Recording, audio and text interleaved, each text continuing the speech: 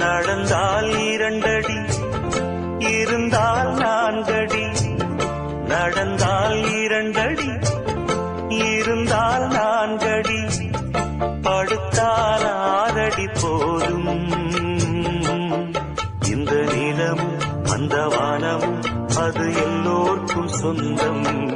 அடி சொல்லடி ஞான பெண்ணே, உண்மை சொல்லடி ஞான பெண்ணே. சொல்லடி ஞான பெண்ணே, உண்மை சொல்லடி ஞான பெண்ணே. நடந்தால் 2